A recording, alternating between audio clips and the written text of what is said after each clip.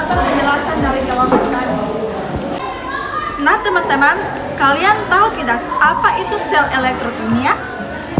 Sebelum kita masuk dalam materi yang lebih dalam, tentunya kita harus tahu dulu apa itu sel elektrokimia. Sel elektrokimia merupakan tempat terjadinya konversi dari energi kimia menjadi energi listrik atau sebaliknya. Nah teman-teman, sel elektrokimia terbagi atas dua, yaitu sel volta dan sel elektrolisis. Kita bisa lihat perbedaan antara sel volta dan sel elektrolisis pada gambar skema yang kami tampilkan ini. Jadi, sel volta menggunakan reaksi redoks spontan untuk menghasilkan arus listrik.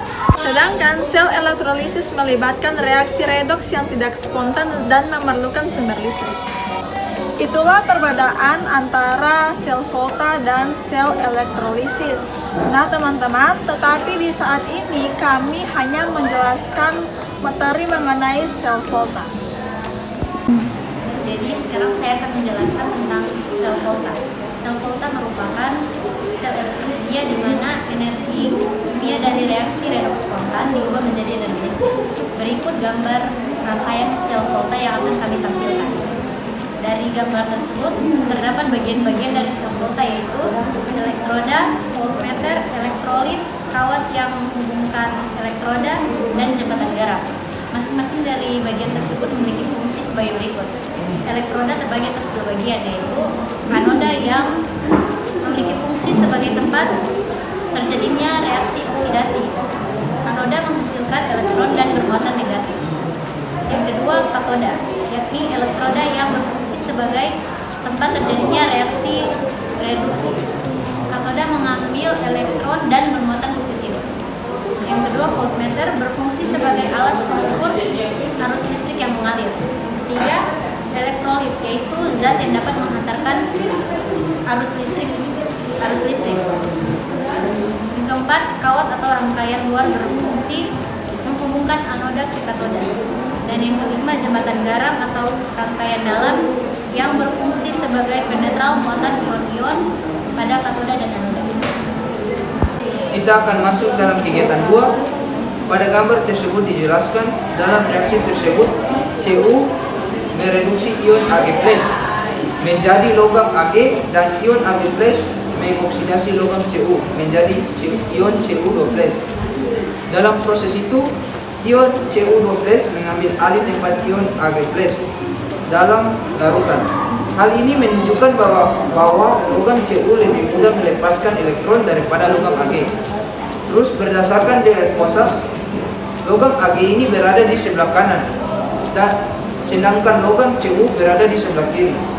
Jadi semakin ke kanan sifat oksidator makin kuat atau mudah tereduksi, dan semakin ke kiri sifat reduktor semakin kuat atau mudah teroksidasi.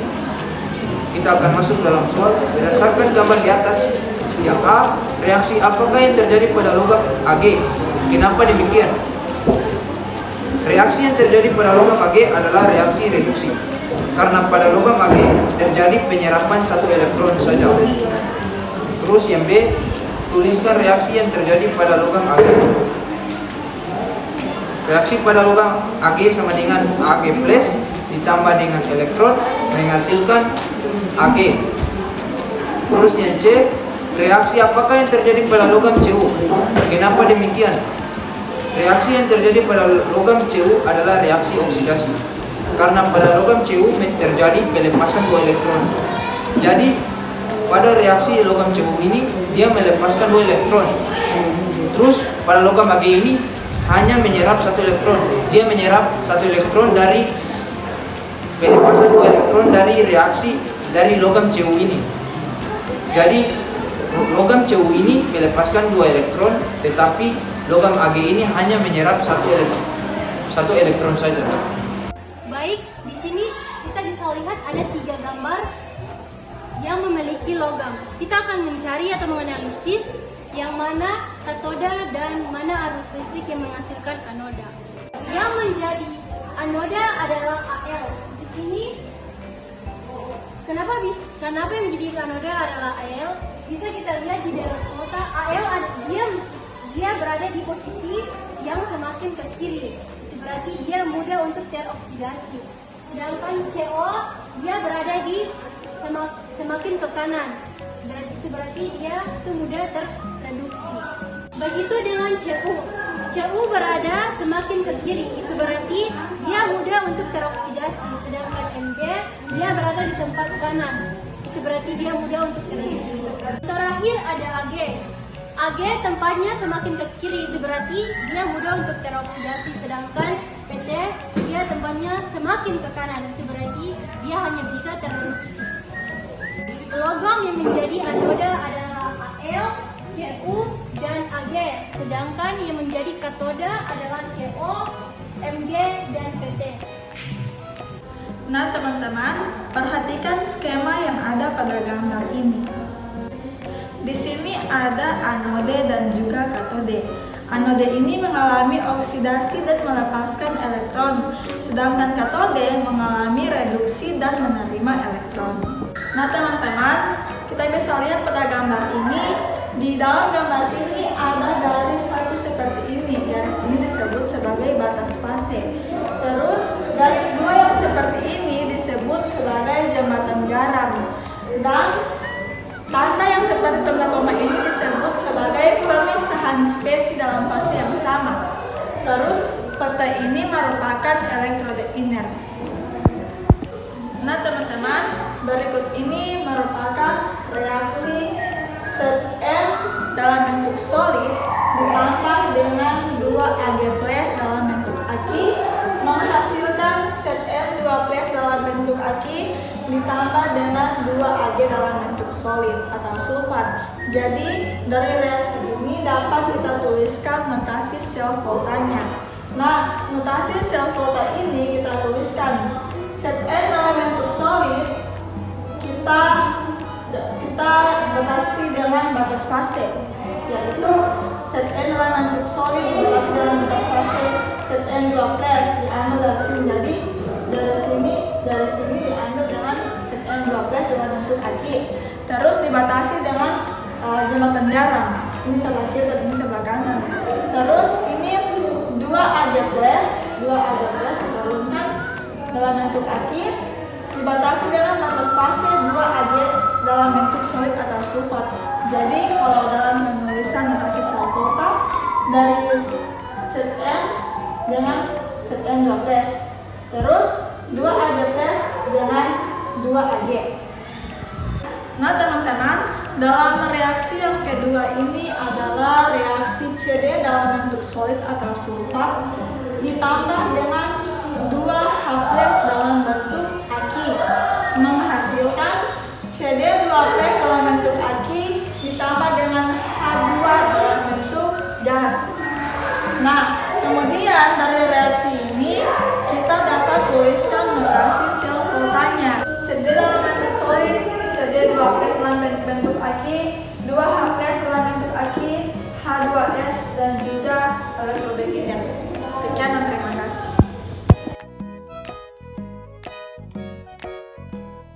Perhatikan data berikut. Berdasarkan data di atas, tentukanlah. Yang pertama A, reaksi pada katoda dan anoda sehingga reaksi berjalan dengan spontan. Jelaskanlah. Jadi reaksi anode ini adalah terdapat pada logam Fe, sedangkan reaksi katode terdapat pada logam Ag. Jadi kita bisa mengetahui berdasarkan deret volta. Deret volta ini pada logam Ag ini pada logam Fe ini berada di posisi sebelah kiri, sedangkan logam Ag ini berada di posisi kanan. Kita ketahui bahwa reaksi anode ini merupakan reaksi oksidasi. Jadi reaksi oksidasi atau reaksi anode ini terdapat pada logam Fe. Terus reaksi katoda ini terdapat pada logam Ag. Reaksi katode atau reaksi reduksi. Reaksi reduksi ini berada di posisi kanan. Kita mengetahui bahwa berdasarkan dari volta logam Ag ini berada di posisi sebelah kanan. Jadi semakin ke kiri semakin kecil nilai yang disebut oksidasi. kita mengetahui bahwa nilai Fe ini energi selnya nilainya min 0,41 volt. Terus pada logam Ag ini nilai energi selnya adalah plus 0,22 volt. Bahwa di sini kita mengetahui bahwa semakin kecil nilai yang disebut oksidasi, dan semakin besar nilai yang makin besar nilainya yang disebut dengan nilai reduksi atau reaksi reduksi. Jadi agar dapat sehingga reaksi berjalan spontan adalah dengan cara supaya reaksi berjalan dengan spontan, maka logam yang memiliki potensial elektronik negatif dapat mereduksi logam yang berada di sebelah kanan, yaitu logam yang memiliki potensial elektronik positif. Kita masuk yang B. B, tentukanlah nilai energi potensial selnya. Jadi di sini diketahui rumus energi selnya, yaitu energi sel sama dengan energi katoda dikurangi dengan energi anode. Atau bisa saja kita tulis energi sel sama dengan energi reduksi dikurangi dengan energi oksidasi. Kita ketahui bahwa reaksi katoda merupakan reaksi reduksi, sedangkan reaksi anode ini merupakan reaksi oksidasi. Jadi kita masukkan saja nilai energi reduksi ini, yaitu plus 0,22 volt dikurangi dengan min 0,41 volt, yaitu nilai energi oksidasi, sama dengan plus 0,22 volt kita turunkan, terus minus dengan minus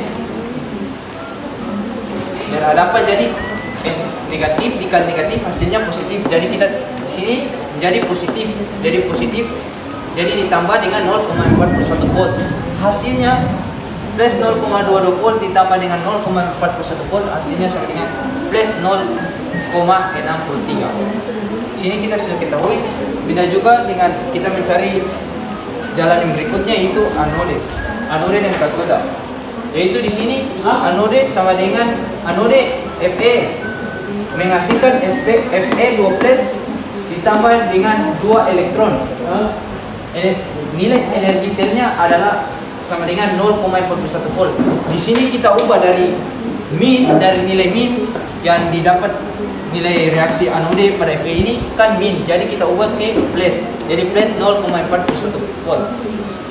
Karena sudah dijelaskan bahwa logam yang memiliki potensial elektron negatif dapat mereduksi logam yang berada di sebelah kanan, yaitu logam yang memiliki potensial elektronik positif. Jadi kita ubah ke positif. Terus reaksi katode ini sama dengan Ag+ ditambah 2 elektron.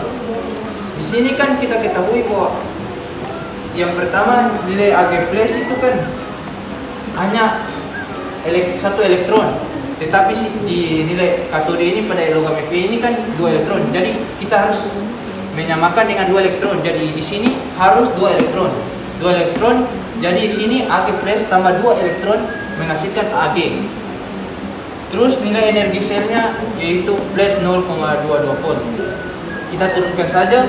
Di sini reaksi sel sama dengan di sini kita turunkan Fe turunkan, terus Ag+. Fe ditambah Ag+, terus menghasilkan di sini 2 elektron habis, terus menghasilkan Fe2+ ditambah dengan Fe2+ ini turun ditambah dengan Ag. Energi selnya sama dengan 0,41 volt ditambah 0,22 volt, hasilnya plus 0,63 volt. Kita akan masuk yang C selanjutnya, yaitu tentukan notasi selnya. Di sini Fe terus garis ini namanya yaitu batas fase. Terus Fe2+ yang garis 2 ini merupakan jembatan garam. Yaitu terus yang sebelah ini adalah Ag+, terus ini garis ini merupakan batas fase yaitu Ag.